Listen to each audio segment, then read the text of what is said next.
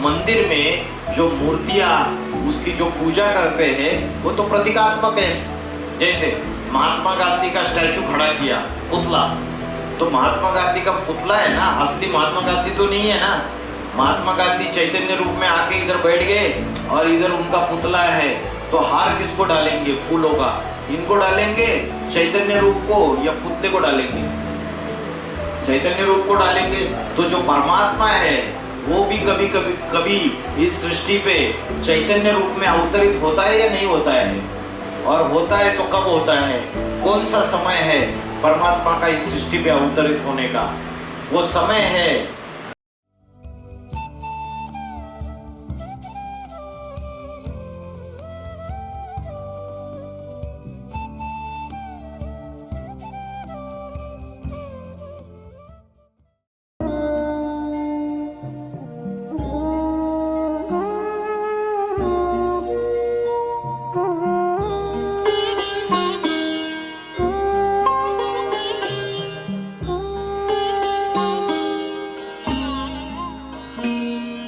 ज्योति बिंदु परमात्मा से है मेरी आत्मा, अब चल कर ले मिलन। परमानंद का अनुभव कर, ओ परमानंद का अनुभव कर, तू धन्य बना जीवन। ज्योति बिंदु परमात्मा से।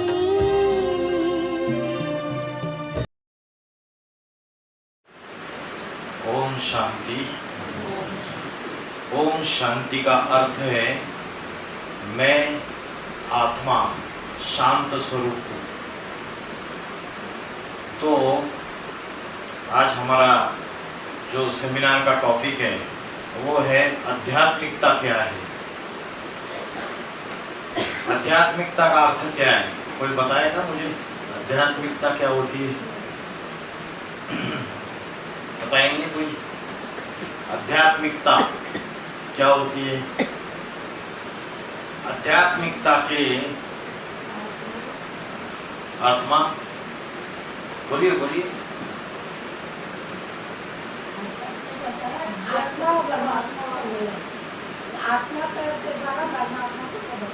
आत्मा का परमात्मा से मिलन। बहुत अच्छा जवाब दिया इन्होंने। ये आध्यात्मिकता है। लेकिन आज क्या समझते हैं? आज समझते हैं धर्म के ऊपर जो आस्था है, मैं हिंदू हूँ, मैं मुसलमान हूँ, मैं क्रिश्चियन हूँ, बस बाकी कुछ पता नहीं है। आत्मा क्या है, परमात्मा क्या है, कैसे उससे योग लगाना है, हाँ, कैसे उससे संबंध जोड़ना है, कैसे उससे प्रीति जोड़नी है, कुछ पता नहीं है। बस धर्म का, मैं इस धर्म का हूँ। तो आज जो धर्म के ऊपर जो आस्था है उसको ही अध्यात्म समझ लेते हैं। धर्म के ऊपर आस्था अगर अध्यात्म होती तो आज हिंदू, मुस्लिम, क्रिश्चियन आपस में लड़ाई झगड़ा क्यों कर रहे हैं? कोई भी धर्म और कोई भी अध्यात्म, कोई धर्म पिता, कोई संत महात्मा कभी भी हिंसा करना नहीं सिखाता है। लेकिन आज धर्म के नाम पे हिंसा हो रही है। फिर योगासन और प्राणायाम, कोई लोग ऐसे हैं जो योगासन और प्राणायाम को ही अध्यात्म समझ लेते हैं। योगासन और प्राणायाम ये कोई अध्यात्म नहीं है, ये तो सिर्फ शरीर को स्वस्थ रखने के लिए योग है। योगासन और प्राणायाम को अध्यात्म समझ लेते हैं, जबकि योगासन और प्राणायाम ये कोई अध्यात्म नहीं है। योगासन और प्राणायाम सिर्फ शरीर को स्वस्थ रखने के लिए योग है। कोई समझता है कि मेडिटेशन ये अध्यात्म है। मेडिटेशन में बोलते हैं नाक के ऊपर ध्यान करो, कोई बोलता है हृदय की धड़कन के ऊपर ध्यान करो, श्वासोच्छ्वास के ऊपर ध्यान करो, जोर जबरदस्ती पालथी मार के बैठो, आंखें बंद करो। तो ये भी आर्टिफिशियल मेडिटेशन के टेक्निक को अध्यात्म समझ लेते हैं। अध्यात्म की सही व्याख्या क्या है? अध्यात्म का अर्थ है, श्रीमद् भगवत गीता में बोला है, अध्यात्म विद्या विद्या नाम। ये अध्यात्म विद्या सभी विद्याओं में सर्वश्रेष्ठ विद्या है। आज इंजीनियर बनने की विद्या है, डॉक्टर बनने की विद्या है, वकील बनने की विद्या है, टीचर बनने की विद्या है, लेकिन इन सभी विद्याओं में जो सर्वश्रेष्ठ विद्या है वो अध्यात्म विद्या है। अध्यात्म विद्या का अर्थ है, अध्यात्म माना आदि, आदि माना अंदर और आत्मा। तो आत्मा के अंदर का जो ज्ञान है वही अध्यात्म है। आत्मा के अंदर की नॉलेज और आध्यात्मिकता क्या है? ये जो आत्मा है इसका परमात्मा से जो मिलन है, आत्मा का परमात्मा से जो योग है वही आध्यात्मिकता है। तो आज दुनिया में बहुत सारे लोग टेंशन, डिप्रेशन, स्ट्रेस, एंजाइटी, रात को नींद नहीं आती है, बहुत मन में विचार चलते रहते हैं, है ना, ओवर थिंकिंग, कोई को मनोविकार है, तो इन चीजों से परेशान है। आत्मा जो है हमारी दुखी है, परेशान है, शांति नहीं है, मन भटकता रहता है, छोटे बच्चे से लेकर बूढ़े तक किसी का भी मन कंट्रोल में नहीं है। तो ये मन की अशांति जो है, मन अनेक इच्छाओं से ग्रसित है, विकारों से ग्रसित है, मन और बुद्धि, इसकी वजह से हम दुखी है। मन और बुद्धि को 5 विकारों ने ग्रस लिया है। कौन से 5 विकार हैं? काम, क्रोध, लोभ, मोह, अहंकार। काम का अर्थ क्या है बताइए? काम मतलब क्या? काम माना कामना, माना इच्छा। ग्रीड तो लोभ है। इच्छाएं जब इतनी अति में बढ़ जाती है कि दूसरों का छीना झपटी करके लेना शुरुआत करते तो उसको लोभ कहते हैं। लोभ माना छीना झपटी, लालच। लालच, मेरे थाली में जो परोसा है वो तो खाऊंगा ही, लेकिन दूसरे की थाली भी, उसका भी छीन कर खाऊंगा, छीन के। सहज मिले सो दूध बराबर, मांग लिया सो पानी, और छीन लिया सो खून बराबर। तो वो हो गई लालच। लेकिन पहला विकार कौन सा है? काम। काम का अर्थ है कामना। कामना माना इच्छा, डिजायर।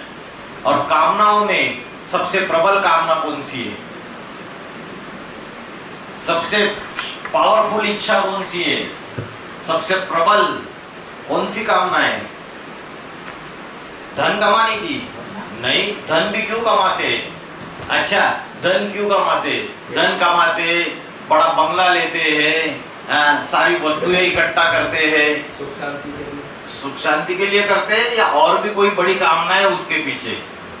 विषय वासना है ना, विषय वासना। श्रीमद् भगवत गीता में बोला है, यस्य सर्व समारंभे काम संकल्प वर्जिता।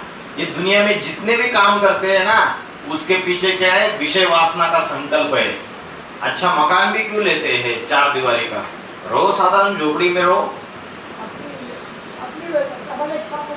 हाँ, अपनी प्रबल इच्छाओं को पूरा करने के लिए। तो सबसे प्रबल इच्छा है विषय वासना, लस्ट।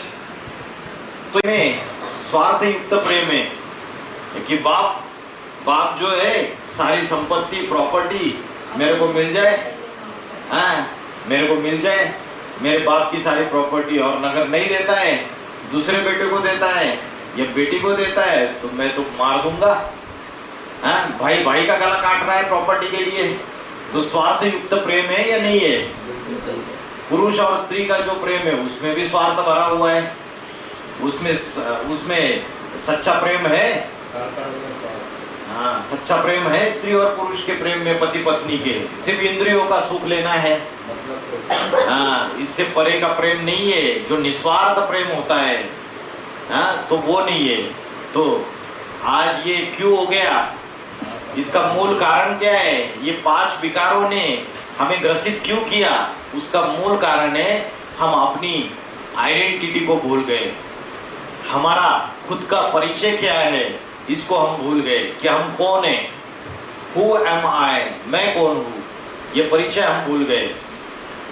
अगर मैंने पूछा आप कौन है तो क्या जवाब देंगे बाबूजी? अपना नाम बताएंगे, है ना। जन्म जब लिया था आपने, तो जिस दिन जन्म लिया, जिस समय जन्म लिया, कोई नाम नहीं था। फिर नाम जो है वो भी असली परिचय नहीं है। फिर शादी होके जाते हैं, दूसरा नाम बदल देते हैं। तो ये नाम शाश्वत परिचय नहीं है, असली परिचय नहीं है, ये भी बदलते रहते हैं। तो हमारा असली परिचय क्या है? कोई बोलता है, मैंने पूछा आप कौन है, तो बोलते हैं मैं तो इंजीनियर हूँ, कोई बोलता है मैं डॉक्टर हूँ, कोई बोलता है मैं हिंदू हूँ, कोई बोलता है मैं मुस्लिम हूँ, कोई बोलता है मैं तो पटेल हूँ, कोई बोलता है मैं तो राजपूत हूँ। सब कोई जाति के आधार से अपना परिचय देता है, कोई धर्म के आधार से, कोई लिंग के आधार से, कोई अपने पद के क्वालिफिकेशन के आधार पे। तो सब अलग अलग परिचय देते हैं। ये परिचय जो है वो शरीर के आधार पे है, क्योंकि खुद को क्या समझ बैठे? शरीर समझ बैठे। लेकिन मेरा हाँ, मेरा असली परिचय है कि मैं एक आत्मा हूँ। आत्मा जो है जन्म के पहले भी थी, मृत्यु के बाद भी रहेगी। आत्मा इमॉर्टल है, अजर, अमर, अविनाशी है। शरीर का विनाश होता है, लेकिन आत्मा का कभी विनाश नहीं होता है। श्रीमद् भगवद गीता में बोला है, इन्होंने बताया, वांसांसी जीर्णानि यथा विहाय नवानि गृह्णाति नरो पराणि तथा शरीरानि विहाय जीर्णानि अन्यानि संयाति नवानि देवी। जैसे वस्त्र, ये जो कपड़े ये पुराने हो जाते हैं तो हम नए वस्त्र धारण करते हैं, वैसे आत्मा क्या है? ये शरीर रूपी वस्त्र त्याग करके फिर नया वस्त्र धारण करती है। आत्मा कभी मरती नहीं है, अजर अमर अविनाशी है। इसलिए दुखी होना नहीं है कि शरीर बीमार है, हाय मेरे को क्या हो गया। जितना जीना है सुख में जियो, शांति में जियो, क्योंकि आत्मा का स्वभाव क्या है? सुख और शांति, आनंद, पवित्रता, यह आत्मा का मूल स्वभाव है, यह आत्मा के निजी गुण है। तो हमारा असली परिचय है कि मैं एक आत्मा हूँ। शरीर समझने से देहाभिमान आता है, बॉडी कॉन्शियसनेस आती है। शरीर के इंद्रियों में बुद्धि चली जाती है। इंद्रियों के अलग अलग विषयों की जो पूर्ति करनी है उसमें बुद्धि चली जाती है। भूख लगी, पेट की तरफ बुद्धि जाती है ना। फिर अच्छा डिलीशियस रसगुल्ला खाना है, जलेबी खानी है, जिब्या ललचेमान हो जाती है। तो अनेक इंद्रियों में बुद्धि चली जाती है, और उस बुद्धि नीचे की इंद्रियों में जा रही है, भ्रष्ट इंद्रियों में जा रही है। तो बुद्धि क्या हो गई? नीचे की इंद्रियों में जाएगी तो बुद्धि को बोलेंगे पतित बुद्धि। और इंद्रिया अगर ऊपर के उत्तमांग में जाएगी बुद्धि, तो इसको बोलेंगे पावन बुद्धि। तो बोलते हैं ना, ये पुण्यात्मा है और ये पापात्मा है। क्यों बोलते हैं? क्योंकि बुद्धि पतित जाती है, भ्रष्ट इंद्रियों की तरफ जाती है, जहां से मूत्र और मल निकलता है, वहां बुद्धि का कॉन्सेंट्रेशन है। तो बुद्धि का कॉन्सेंट्रेशन आत्मा में होना चाहिए। जब बुद्धि का कॉन्सेंट्रेशन आत्मा में होगा तो मन जो है वो स्थिरियम हो जाएगा। आज मन चंचल है, यहाँ भागता है, वहां भागता है, घोड़े के समान गतिमान है, वायु के समान गतिमान है। इस चंचल मन को जब तक एकाग्र नहीं करेंगे तब तक हमें असली सुख और शांति, पवित्रता, आनंद, खुशी मिल नहीं सकती। तो आत्मा का ध्यान कैसे करें? आत्मा तो हमारे अंदर की सुख शांति हमारे आत्मा के अंदर है। हम बाहर ढूंढ रहे, व्यक्तियों में ढूंढ रहे। बोलते हैं ना, मैं बहुत अकेली हूँ, या अकेली हूँ, अकेला हूँ मैं, और रोना चालू कर देते हैं ना। क्यों रोना चालू कर देते हैं? क्योंकि हमें पता नहीं, हम बाहर के व्यक्तियों में सुख ढूंढ रहे हैं। हमें लगता है ये हमसे बात करेगा, ये हमारे साथ बैठेगा, ये हमारे दुख दर्दों को एक दूसरे के साथ हम बांटेंगे तो हम सुखी हो जाएंगे। वो तो धोखा देने वाले हैं सारे के सारे। एक परमात्मा से प्रीत जोड़नी है। सुख और शांति हमारे आत्मा के अंदर है, बाहर नहीं है, है ना। जो कस्तूरी मृग होता है कस्तूरी मृग सारे जंगल में भागता है, सुगंध कहाँ से आ रही है? मृग नक्षत्र, सॉरी मृग माना हिरण, कस्तूरी में हिरण, उसको पता नहीं है कि उसके पेट की नाभि में जो कस्तूरी है वहां से सुगंध आ रही है। सारे जंगल में भागा जा रहा है, भागा जा रहा है। आज मनुष्य क्या कर रहा है? 1 लाख है, बोलता है 5 लाख कमाऊंगा, 5 लाख है 10 लाख कमाऊंगा, 10 लाख है 1 करोड़ कमाऊंगा। भाग रहा है ना, पता ही नहीं, उसको लग रहा है कि अरे यहाँ से सुख शांति मिलेगी, वहां से सुख शांति, फिर वो पैसा मिला तो ये टेंशन है कि ये पैसा कहीं चला ना जाए, इनकम टैक्स उठा के लेके ना जाए, फिर रात को नींद नहीं आती है, करोड़ों रुपए लेकिन नींद की गोली खाकर सोते हैं। क्या फायदा उसका? क्योंकि मूल कारण है आत्मा के अंदर सुख शांति है, उसको भूल गए। तो आत्मा का ध्यान कैसे करना है? आत्मा इस शरीर में कहाँ रहती है? किसी को पता है आत्मा कहाँ रहती है? नाक में रहती है, इधर रहती है, आंख में रहती है, गले में रहती है, कहाँ रहती है? हृदय में रहती है। कहाँ रहती है आत्मा? आत्मा रहती है भ्रुकुटी के बीच में, यहाँ पे। इसको बोलते हैं उत्तमांग। क्या बोलते हैं? उत्तमांग। श्रीमद् भगवद गीता में बोला है भ्रुवोर मध्य प्राणम आवेश सम्यका, भ्रुकुटी के मध्य में प्राण शक्ति स्थित है। ये शरीर क्या है? जड़ है। शरीर हड्डी मांस का पुतला है, मिट्टी का है, 5 तत्वों से बना हुआ है, जल वायु अग्नि पृथ्वी आकाश। और आत्मा जो है वो चैतन्य है, प्राण शक्ति है। आत्मा क्या है? प्राण शक्ति है, ऊर्जा है, एनर्जी है। तो आत्मा जो है वो कहाँ बैठी हुई है बताइए? यहाँ भ्रुकुटी के बीच में, उत्तमांग में, मस्तक में, यहाँ पे आत्मा रहती है। जिसके लिए भारत की कन्या माता है यहाँ पे बिंदी लगाती है, और पुरुष लोग जो है यहाँ पे टीका लगाते हैं। ये टीका लगाने की और बिंदी लगाने की जो परंपरा है ये कब से चालू हो गई? द्वापर युग से शुरुआत हो गई। जब भारत के ऋषि मुनियों को ये पता चला कि मनुष्य जो है वो बॉडी कॉन्शियसनेस में आ रहा है, देहाभिमान में आ रहा है, तो ये बिंदी लगाने की परंपरा शुरुआत कर दी, टीका लगाने की परंपरा शुरुआत कर दी। लेकिन आज हम उसके गूढ़ आध्यात्मिक रहस्य को भूल गए कि आत्मा यहाँ टिकी हुई है, आत्मा यहाँ रहती है। तो आत्मा का ध्यान कहाँ करना है सबको पता चल गया। अभी आत्मा का स्वरूप क्या है? आत्मा कैसी दिखती है बताइए?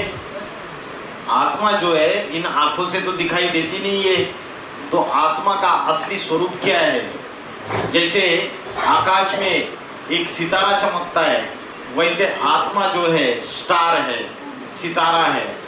आत्मा को याद करने के लिए कोई उसका स्वरूप पता होना चाहिए। निराकार है, ज्योति बिंदु स्वरूप है। जैसे आकाश में सितारा चमकता है वैसे आत्मा सितारा है, स्टार है, अति सूक्ष्म ज्योति बिंदु स्वरूप है, पॉइंट ऑफ लाइट।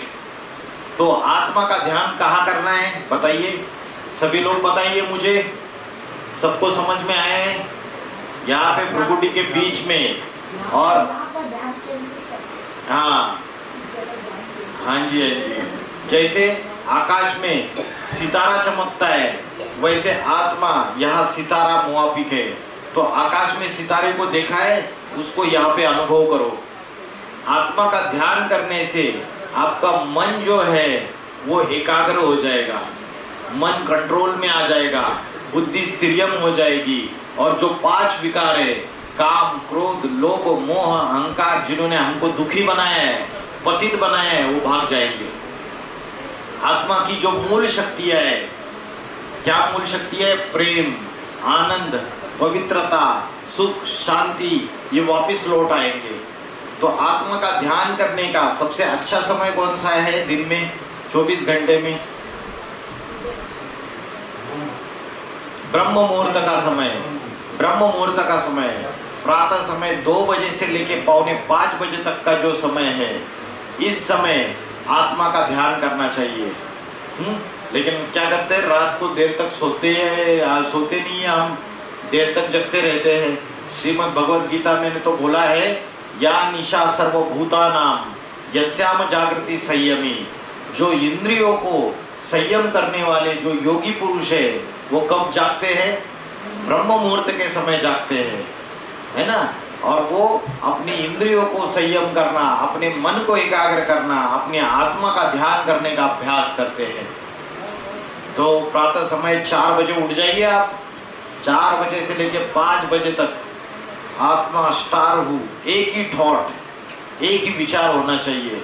मन में दूसरे कोई भी विचार नहीं होने चाहिए। दूसरे विचार आते हैं तो उनके पीछे भागना नहीं है, उसको डांट लगानी है, भाग जाए इधर से। कौन सा विचार करना है? एक, मैं आत्मा सितारा हूँ, स्टार हूँ, I am a point of light. ठीक है, ये तो हो गई आत्मा की बैटरी चार्जिंग करने के लिए। लेकिन बैटरी अगर बहुत ज्यादा डिस्चार्ज है, अनेक जन्मों के पाप कर्म किए हुए आत्मा के ऊपर उसका बोझा चढ़ा हुआ है, तो उसको छोटी बैटरी को चार्जिंग करने के लिए बड़ी बैटरी से कनेक्शन देना पड़ेगा, बड़े जनरेटर से कनेक्शन देना पड़ेगा। तो बड़ा जनरेटर कौन है? जनरेटर कौन है बड़ा? परमात्मा। इतना सुंदर आंसर दिया है ना। तो आत्मा का कनेक्शन जो योग है, योग का अर्थ है कनेक्शन, संबंध। तो आत्मा का कनेक्शन किससे जोड़ना है? परमात्मा से जोड़ना है। लेकिन मुझे बताइए, आपने तो परमात्मा को देखा ही नहीं है, कनेक्शन कैसे जोड़ेंगे? मंदिर में जो मूर्तियां उसकी जो पूजा करते हैं वो तो प्रतीकात्मक है। जैसे महात्मा गांधी का स्टैचू खड़ा किया, पुतला, तो महात्मा गांधी का पुतला है ना, असली महात्मा गांधी तो नहीं है ना। महात्मा गांधी चैतन्य रूप में आके इधर बैठ गए और इधर उनका पुतला है, तो हार किसको डालेंगे? फूलों का। इनको डालेंगे चैतन्य रूप को या पुतले को डालेंगे? चैतन्य रूप को डालेंगे। तो जो परमात्मा है वो भी कभी कभी कभी इस सृष्टि पे चैतन्य रूप में अवतरित होता है या नहीं होता है? और होता है तो कब होता है? कौन सा समय है परमात्मा का इस सृष्टि पे अवतरित होने का?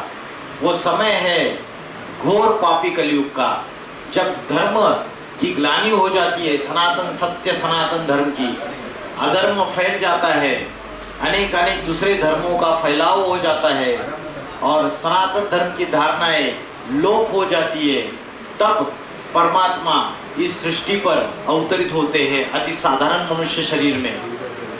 परमात्मा गर्भ द्वारा जन्म नहीं लेते हैं, जैसे हम सभी मनुष्य मात्र जितने भी है वो गर्भ द्वारा जन्म लेते हैं। लेकिन परमात्मा जो है वो अजन्मा है, अगर्भा है, वो गर्भ द्वारा जन्म नहीं लेते हैं, वो अति साधारण मनुष्य शरीर में प्रवेश करते हैं और उनके द्वारा क्या कार्य करते हैं? भगवान अगर इस धरती पे आए तो क्या कार्य करेंगे बताइए? अभी कौन सा युग चल रहा है? कलयुग नहीं चल रहा है, अभी घोर पापी कलयुग चल रहा है। पापों की भी आती, कलयुग की भी आती। आती होता है तो क्या होता है? अति होता है तो परमात्मा अवतार लेते हैं और अंत होता है, अति का अंत होता है।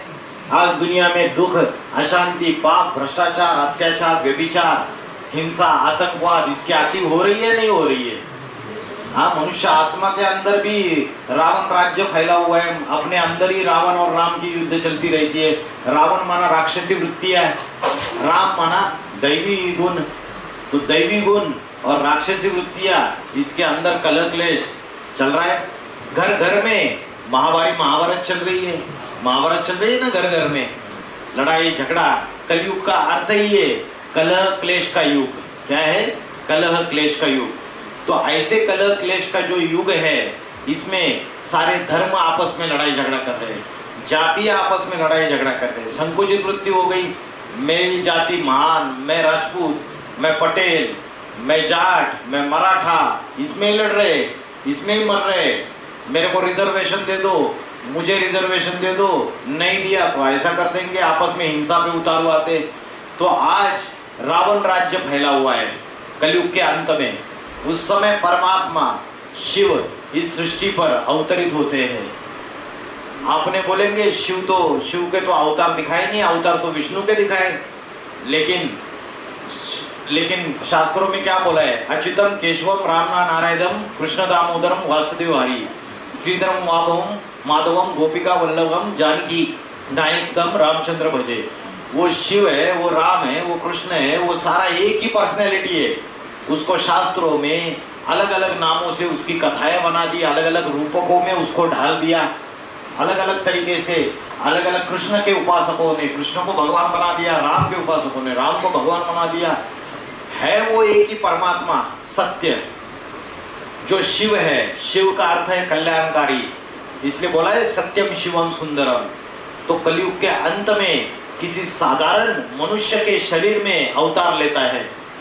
किसी बड़े अंबानी, टाटा, बिरला उसके शरीर में नहीं आता है।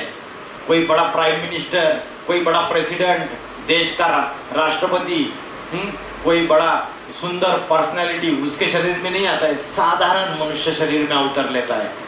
लेकिन कलयुग में हमारे आंखों के ऊपर, गांधारी के आंखों के ऊपर जैसे पट्टी बांधी हुई थी ना, वैसे हमारे आंखों के ऊपर ये 5 विकारों की पट्टी बंधी हुई है। उसकी वजह से हम उस सत्य परमात्मा को पहचान नहीं पाते हैं। कोई विरला मनुष्य उस साधारण मनुष्य शरीर में आए हुए परमात्मा को पहचान पाता है, जिसके लिए गीता में बोला है अव जानांति मामूढ़ा मानुषी तनुमाश्रितम। मुझे साधारण मनुष्य शरीर में आए हुए भगवान को मूर्ख बुद्धि लोग पहचान नहीं पाते। तो अभी वर्तमान में परमात्मा का अवतरण हो चुका है इस धरती के ऊपर। खास भारत में भगवान का अवतरण होता है। भारत ये जो भूमि है वो अविनाशी खंड है। लेकिन कलयुग में जब वो अवतार लेते हैं तो दुनिया तो उनको समझ नहीं पाती है। दुनिया तो जीसस क्राइस्ट को नहीं समझी, दुनिया तो गुरु नानक जी को नहीं समझी, संत महात्माओं को नहीं समझी। दुनिया ने तो उनको क्या किया, मारा, उनको तकलीफ दिया। जीसस क्राइस्ट को सूली पे ठोक के मार दिया, कील डाल डाल के, गाड़ गाड़ के। वो तो ज्ञान सुना रहे थे। आज उनके मरने के बाद 300 करोड़ लोग उनको फॉलो कर रहे हैं। वैसे परमात्मा इस सृष्टि पे आते हैं तो मनुष्य उनको समझ नहीं पाते हैं। उनको कैसे समझना है, उनको कैसे जानना है, क्योंकि वो जब आते हैं तो ऐसा ज्ञान सुनाते हैं सृष्टि के आदि मध्य अंत का। जो बाप होगा उसको ही पता होगा ये घर कब शुरू हुआ, ये खत्म कब होगा, ये घर का फाउंडेशन कैसे डाला मैंने, बाप को ही पता होगा ना। बच्चों को, नाते पोते को थोड़ी पता होगा कि बाप ने क्या मेहनत की। तो सृष्टि का पिता है, वो जगत पिता है, जगन्नाथ है, विश्वनाथ है। वो सृष्टि पे अवतरित होता है, उसके अंदर ज्ञान समाया हुआ है। सृष्टि के आदि मध्य अंत का, भूत का, भविष्य का, वर्तमान का, त्रिकालदर्शी है। वो तीनों कालों को जानने वाला है। हम मनुष्य तो नहीं जानने वाले, ना ये संत महात्मा जानने वाले। ये तो दलाल बन के बैठे हुए हैं, उनको खुद ही पता नहीं परमात्मा क्या चीज है। कथावाचक करते हैं, सिर्फ कथा पढ़ के सुनाते हैं। उससे परमात्मा जो है वो स्वयं जब अवतरित होता है तभी इस पापी कलयुगी सृष्टि का परिवर्तन करके नई दुनिया सतयुग स्थापन कर सकता है। जो नई दुनिया है सतयुग, ये क्या है, सचखंड है, सत्य युग, सत्य का युग है, जहां दुख का नामो निशान नहीं है, जहां पाप नहीं है, भ्रष्टाचार नहीं है, अत्याचार नहीं है, कोई भी प्रकार की हिंसा नहीं है, चोरी चकारी नहीं है, डकैती नहीं है, कोई बीमारी नहीं है शरीर को। वो सत्य युग है। कलयुग रात्रि है और सतयुग क्या है, दिन है। रात्रि के बाद सवेरा आता है, सोजरा आता है। तो परमात्मा ये कलयुग रूपी रात्रि में अवतरित होते हैं। महान रात्रि, महान अंधकार की रात्रि, पापों की रात्रि, अज्ञान की रात्रि। अज्ञान क्या है आज मनुष्य को, ना आत्मा का ज्ञान है ना परमात्मा का ज्ञान है। मनुष्य को तो ज्ञान है धंधा धोरी कैसे करनी है, पैसा कैसे कमाना है। अच्छे अगर कोई हाउसवाइफ है तो उसको ये ज्ञान है कि भाई घर में साफ सफाई कैसे रखनी है, अच्छा भोजन कैसे बना के अपने पति को, बच्चों को खुश रखना है। इतना ही ज्ञान है। अध्यात्म का ज्ञान नहीं है, परमात्मा का ज्ञान नहीं है। तो अज्ञान अंधकार की रात्रि फैली हुई है। ऐसे अज्ञान अंधकार की रात्रि में, कलयुग की रात्रि में शिव इस सृष्टि पे अति साधारण मनुष्य शरीर में अवतरित होते हैं, जिसकी यादगार में हम एक त्योहार मनाते। कौन सा त्योहार मनाते? महाशिवरात्रि। महाशिवरात्रि। तो कभी सोचा था आपने कि रात्रि क्यों बोला, महारात्रि क्यों बोला? राम का जन्मदिन राम नवमी के रूप में मनाते हैं, कृष्ण का जन्मदिन कृष्ण जन्माष्टमी के रूप में मनाते हैं, लेकिन शिव का जब अवतरण होता है तो महाशिवरात्रि क्यों बोला? कभी सोचा? क्योंकि ये रात्रि है कलयुग की। और कैसी रात्रि है? घोर है, घोर अंधकार फैला हुआ है। इसलिए उसको बोला महारात्रि। ऐसे समय शिव आके उस रात का खात्मा करके दिन लाता है, सोचना लाता है। इसलिए शंकर को क्या बोला? विनाशकारी देवता, विनाश करता, संवार करता। शंकर के द्वारा विनाश है। अभी बोलो, देखो भाई, कोई मालिक है मकान का, खुद ही अपने मकान को विनाश कर देता है क्या? है ऐसा कैसा मालिक है? अपने घर को खुद ही विनाश कर देता है। लेकिन शिव का अर्थ तो कल्याणकारी है, तो क्यों विनाश करता है बताइए?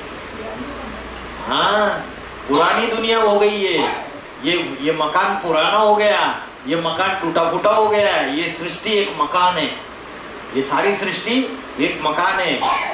जैसे कोई मकान होता है, टूटा फूटा होता जाता है, तो घर का मालिक क्या करता है? रिपेयरिंग करता है। एक बार रिपेयरिंग करता है, 2 बार रिपेयरिंग करता है, 3 बार रिपेयरिंग करता है, 4 बार रिपेयरिंग करता है।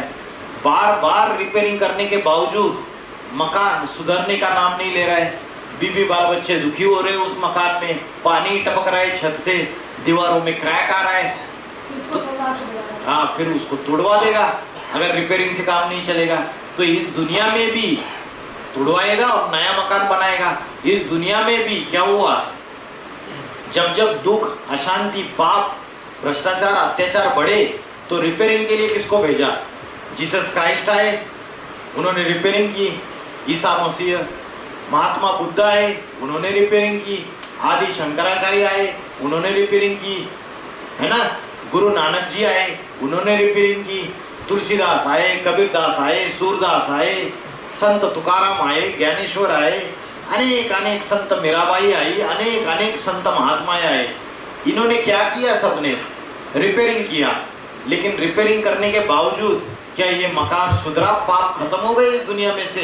हजारों साल से गंगा में पानी में नहाए, लेकिन क्या दुनिया पावन बन चुकी? या और ही पतित होती गई, और ही नीचे गिरती गई? अति हो गई सारी चीजों की। जब इसकी अति हो जाती है, तब परमात्मा जो विश्व का मालिक है, उसको स्वयं अवतरित होना पड़ता है। बोलता है, अभी मैंने जिसको भेजा उनसे तो काम बना नहीं, वो इस पुरानी दुनिया को नया बन पाए नहीं। उल्टा अनेक अनेक धर्म फैल गए, अनेक अनेक धारणाएं फैल गई, और आपस में ये तो हिंसक लड़ाई लड़ने लगे। तो परमात्मा इस सृष्टि पे कलयुग के अंतिम समय में अवतरित होता है। जो कलयुग का अंतिम समय है वो 100 साल का समय है। ये 100 साल का जो समय है, कलयुग का अंत और सतयुग रूपी स्वर्ग की शुरुआत। सतयुग क्या है? स्वर्ग है। मुस्लिम लोग बोलते जन्नत, क्रिश्चियन लोग बोलते हेवन, पैराडाइज, और हिंदू लोग बोलते स्वर्ग या वैकुंठ। तो उस स्वर्ग की स्थापना, उस आदि सनातन धर्म की स्थापना स्वयं ईश्वर आके करते हैं। और ये ड्रामा घूमता रहता है। आप बोलेंगे भगवान तो आए थे, मैं बोल रहा हूँ भगवान फिर से आ गए, पिछले कलयुग के अंत में आए थे।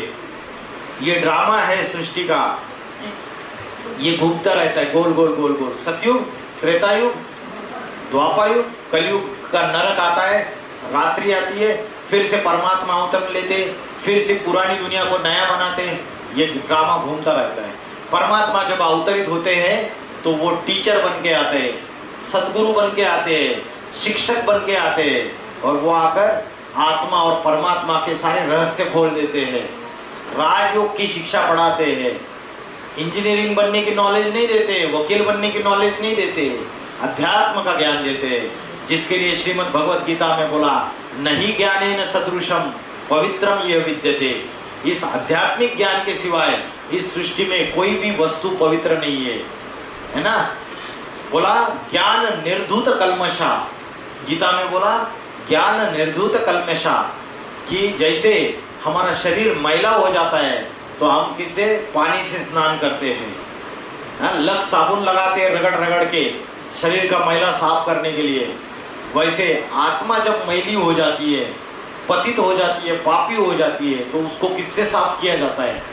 ज्ञान जल से।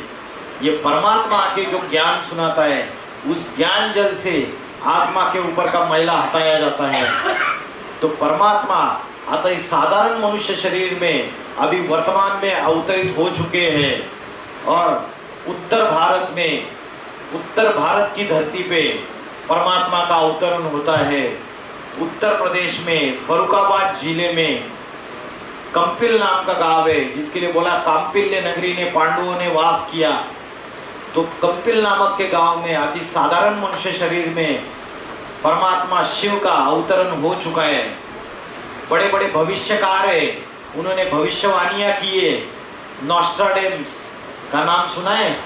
किरो, कीट, एंडरसन, जुल्बन, गोपीनाथ शास्त्री, कल्कि पुराण, भविष्य मालिका, ये सब ने बोला है कि उत्तर भारत से एक 21वीं शताब्दी में एक महापुरुष का अवतार होगा और वो महापुरुष ऐसी आध्यात्मिक क्रांति लाएगा, ऐसा आध्यात्मिक संगठन तैयार करेगा, छोटे छोटे साधारण लोगों को योग की, आत्मा की, परमात्मा की पढ़ाई पढ़ाएगा और उनके द्वारा वो नई सृष्टि स्थापन करेगा, जिसमें एक जाति, एक धर्म, एक भाषा और एक राज्य, एक राजा, एक राजधानी होगी। अनेक धर्मों का विनाश हो जाएगा। इसलिए शंकर को विनाशकारी देवता बोला है। वो किसका विनाश करता है? अनेक धर्मों का विनाश करता है, अनेक परंपराओं का विनाश करता है, अनेक कुरीतियों का विनाश करता है, अनेक जातियों का विनाश करता है। तो अभी जो वर्तमान में समय चल रहा है, इस समय में परमात्मा का सृष्टि परिवर्तन का कार्य शुरू हो चुका है। अभी अंतिम समय चल रहा है। अभी दुनिया में लड़ाई झगड़ा चल रहा है। आज से 80 साल पहले इस दुनिया में एटम बॉम्ब नहीं थे, न्यूक्लियर बॉम्ब, न्यूक्लियर पावर नहीं थी। अभी तीसरे विश्व युद्ध के कगार पे ये दुनिया खड़ी हुई है।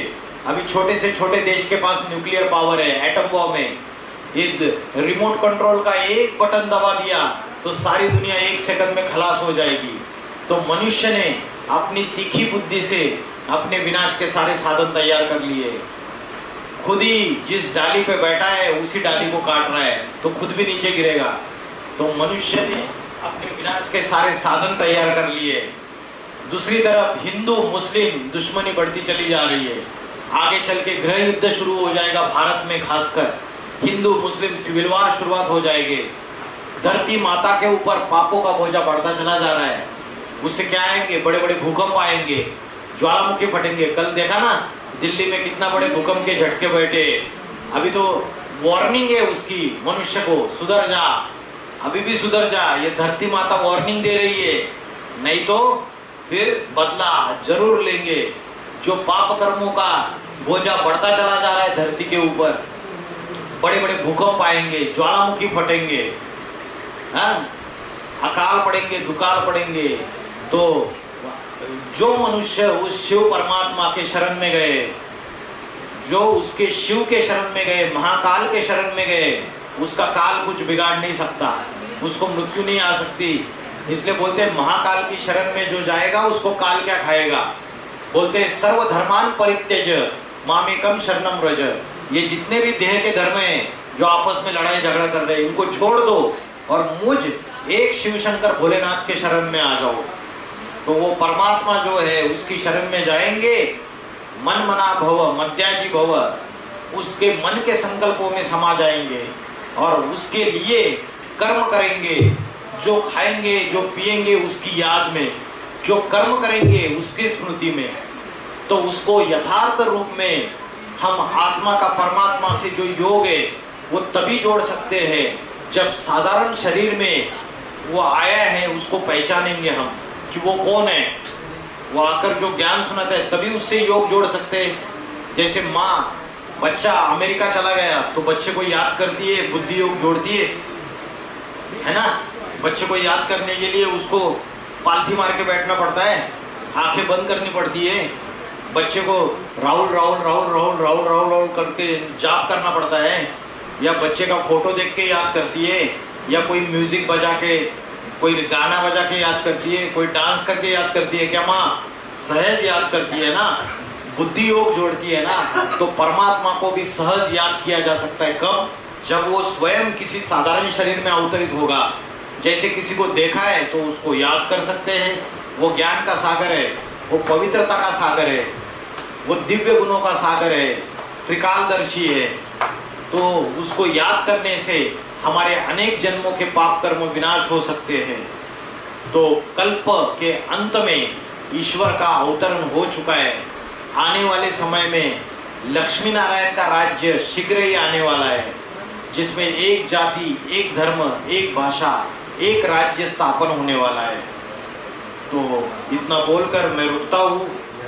आध्यात्मिकता की सही व्याख्या है अपने को आत्मा समझ के उस परमात्मा से बुद्धि का योग जोड़ना। प्रातः समय 4 बजे उठ जाइए, अभ्यास कीजिए, मैं आत्मा स्टार हूँ। बार बार आत्मा का ध्यान कीजिए, परमात्मा से बुद्धि का योग जोड़िए, खाते पीते उठते बैठते उससे संबंध जोड़िए। और रात को सोते समय भी 15 मिनट याद करके सोइए। दिन में भी हर 1 घंटे में 10 मिनट मैं आत्मा स्टार हूँ, मैं आत्मा सितारा हूँ। ये एक ही थॉट, एक ही संकल्प कीजिए। इससे मन एकाग्र हो जाएगा, शक्तिशाली हो जाएगी, और बुद्धि शक्तिशाली हो जाएगी, आत्मा की बैटरी चार्जिंग हो जाएगी, और आपकी मनोबल, आत्मबल, विल पावर बढ़ जाएगा। आज बीमारी आती है तो विल पावर कमजोर हो जाती है, मनोबल कमजोर हो जाता है ना, आत्मबल कमजोर हो जाता है। तो आत्मा का ध्यान करेंगे तो मनोबल बढ़ेगा, विल पावर बढ़ेगी। इतना बोल के मैं रुकता हूँ। ओम नमः शिवाय।